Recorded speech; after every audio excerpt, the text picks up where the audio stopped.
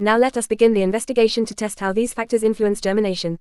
Before starting the practical activity, it is important to remember that safety must always come first in the laboratory. During the practical work, several precautions should be followed to ensure safety. Eye protection should be worn at all times to protect the eyes during the experiment. Care must also be taken when handling glassware and any chemicals, such as dilute hydrochloric acid, to avoid accidents or spills. In addition, when the experiment requires closed containers, they should be sealed properly to ensure they are airtight and to prevent any leakage of gases. Now let us look at experiment 1, which investigates the requirement of water for germination. The objective of this experiment is to determine whether water is necessary for seeds to germinate. For this investigation, 3 containers labeled A, B, and C are used. Cotton wool, soaked seeds in equal numbers, and water are required as the main materials.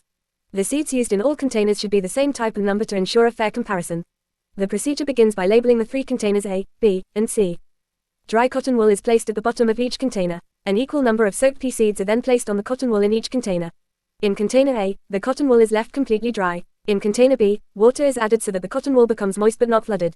In container C, excess water is added until the seeds are completely covered with water.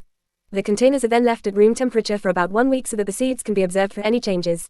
After several days, different observations are seen in each container. The seeds in container B, where the cotton wool is moist, begin to sprout normally and show healthy germination.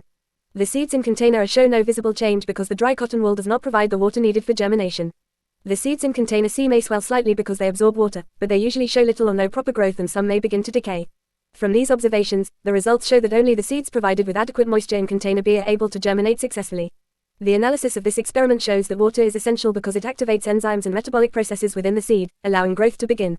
However, when seeds are completely covered with water, oxygen cannot reach them easily. This lack of oxygen reduces respiration, which is necessary for energy release, and therefore prevents proper germination. The conclusion from this investigation is that water is required for germination, but too much water can stop germination because it limits the supply of oxygen needed by the seed.